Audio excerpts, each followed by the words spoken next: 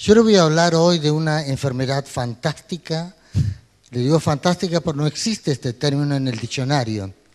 Esta enfermedad se llama la broncemia y dicen que los médicos que la padecen, ya que broncemia etimológicamente sería la cantidad de nivel de bronce en sangre, los médicos que la padecen, a medida que pasan los años, al comenzar a invadirse con bronce, creen que son próceres y sueñan con que su estatua de bronce alguna vez esté en el patio del hospital o de la clínica en la que él trabaja.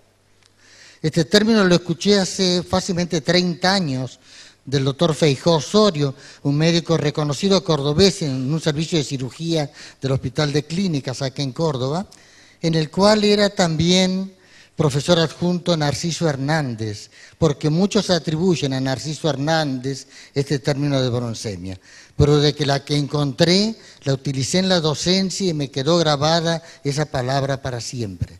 Decía Narciso Hernández que el enfermo de broncemia pasaba por 2 etapas. La primera etapa era la importantitis, en la que él se creía que era tan importante que nadie era mejor que él. La segunda etapa era la inmortalitis. Cuando el paciente ya llegaba a su etapa final y cuando el bronce invadía todo su cuerpo, ahí sí se creía que era una estatua olímpica e inmortal.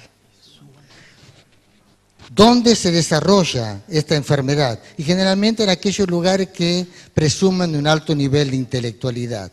Y el medio ecológico ideal, sin ninguna duda, es la universidad.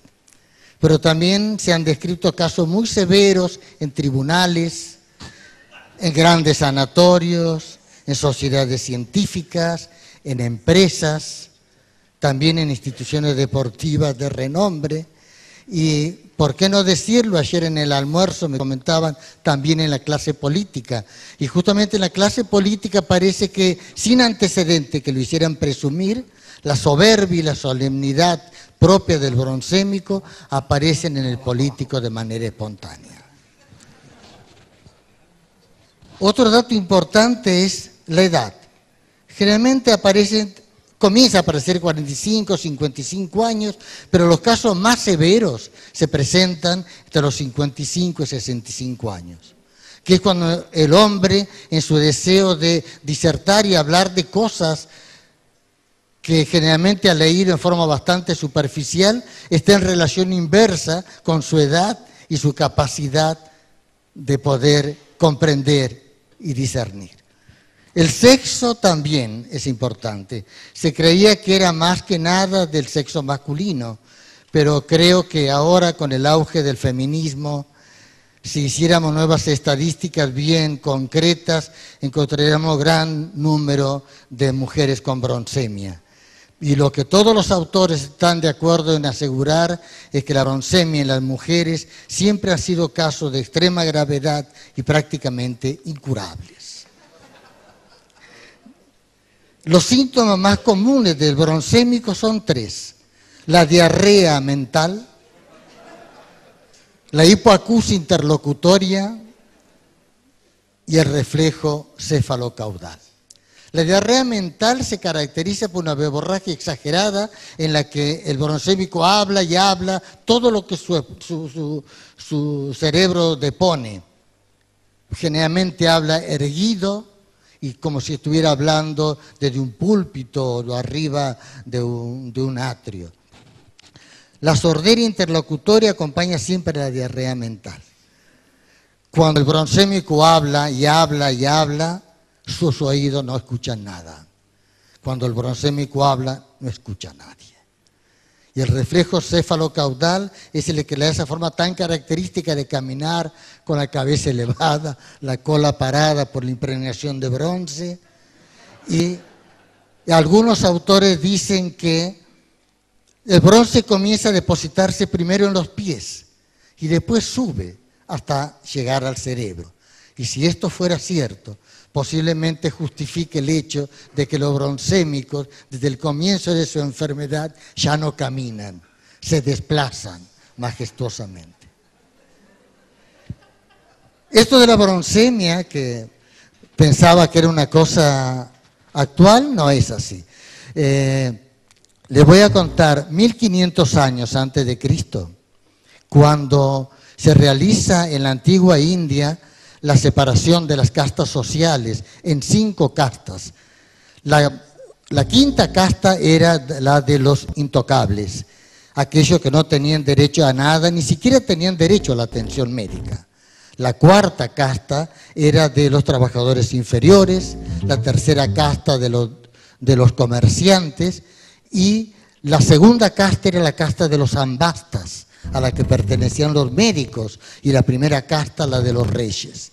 Estas dos, la primera y la segunda castas, decían que descendían de los dioses. Pienso que tal vez algunos de estos médicos bronzémicos creen realmente que descienden de los dioses. Dentro de la historia de la medicina también, todos sintieron hablar de Galeno. Galeno de Pérgamo era un médico que ejerció en la Roma imperial en el año 162 y era un bronzémico, un ególatra incorregible, hablaba permanentemente de sus grandes ganancias, de su fama, y revestía todas sus curaciones de una manera milagrosa como para poder impresionar más a la gente. Pero en la época actual, ahora, estoy seguro que cualquiera de nosotros, en el lugar donde desarrollemos nuestra actividad, y cualquiera sea ella, estoy seguro que debemos convivir con bronzémicos. Y quisiera darles un dato que dice que es muy preciso y precoz.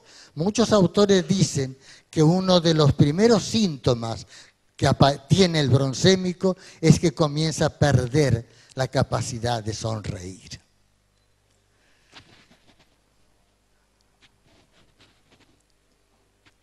No voy a seguir hablando de los síntomas del bronzémico, pero creo que es importante en esta charla decir qué podemos hacer para que nuestros jóvenes médicos o para que los jóvenes no se contagien de bronzemia.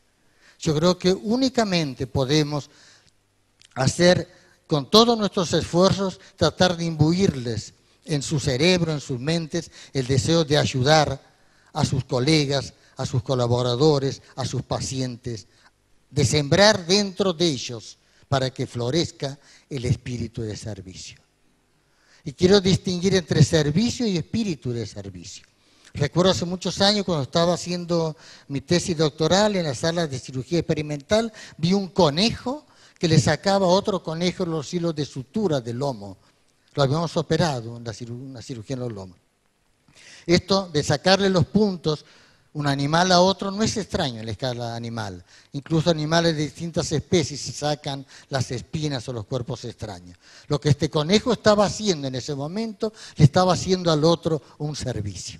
Porque el servicio es eso, un acto que puede ser instintivo y no necesitar la razón. En cambio, el espíritu de servicio es el profundo deseo de satisfacer a aquellos que necesitan de nosotros. No es un acto, es una actitud, es una función de vida. Si los médicos jóvenes no se preparan para nutrirse intensamente del espíritu de servicio, están preparándose para contagiarse de bronzemia. Hablábamos, sí, del espíritu de servicio, la forma de inculcarlos, pero estas cosas yo no puedo ordenarle a mis médicos jóvenes por decreto. No les puedo decir a partir de mañana piensen así, a partir de mañana comiencen a querer a sus pacientes. Eso no es posible, pero sí podemos ayudarlo con el ejemplo cotidiano para que esto pueda aprender dentro de sus corazones, dentro de sus deseos imperiosos de ayudar a sus colegas y a sus pacientes. Les voy a contar un cuento para que les quede. Hay un famoso pintor que había presentado una exposición que se llamaba Las puertas del corazón. Eran puertas de distintos colores, la exposición era un éxito, puertas hermosas, colores combinados, pero había un personaje dentro de la sala que se paraba dentro de cada puerta, la miraba y pasaba a la otra. De pronto se para delante de una, justo al lado de él está el pintor. Entonces, humildemente le dice, vea, discúlpeme, las puertas que usted pinta son hermosas, pero yo soy cerrajero y quiero darle mi modesta opinión. veo que sus puertas no tienen picaporte, ¿cómo se van a abrir? Y el pintor le dice, mire, lo he pensado muchos años, pero las puertas del corazón no tienen picaporte del lado de afuera, porque solo se abren del lado de adentro. Estoy seguro que ustedes han compartido con médicos bronsémicos y me imagino que cualquiera de ustedes podría subir acá y contarnos cómo fue su experiencia al lado de un bronsémico, de cualquier profesión. Yo le voy a contar lo que le pidieron a Bernie Siegel, que es un pionero de la medicina mente-cuerpo, 3 enfermos terminales, jóvenes que murieron pocos días después, cuando Bernie les dijo, ¿qué quieren que le diga a los médicos jóvenes? Porque yo tengo que hablar ahora en el acto de egreso. ¿Qué mensaje quieren que transmita? Estos pacientes le dijeron que golpeen en nuestra habitación antes de entrar, que cuando se salgan se despidan y nos saluden y que cuando hablen con nosotros nos miren a los ojos. Ninguno de estos pidió que encontraran la cura de su enfermedad. Solo pedían respeto, solo querían respeto. Y termino esta charla con ese impas propio de la edad. Les voy a contar una anécdota verídica. Es en una sala de operaciones, una larga cirugía, una cirugía prolongada, que de pronto deben reemplazar a una de las enfermeras y cuando ésta se retira, pasa por detrás del cirujano, un hombre que era reconocido por su espíritu de servicio, pasa detrás de él, le acaricia la espalda, le da un beso y sale. Eso fue para este médico un regalo hermoso. Un hermoso regalo porque esto incluía todo el dolor y el amor que habían sentido médico y enfermera juntos, que habían compartido en la sala de operaciones. Esto le dio fuerzas al médico para seguir. Y como diría otro cirujano, amigo mío, a ese cirujano se le llenó el corazón de música. Los médicos dioses, esos médicos que desayunan con Dios y después bajan a atender a sus pacientes, estos médicos bronsémicos o los bronsémicos de cualquier actividad, de cualquier nivel sociocultural, no pueden recibir regalos así, porque se sienten tan por encima de todos los que están a su lado que son incapaces de compartir nada. Gracias.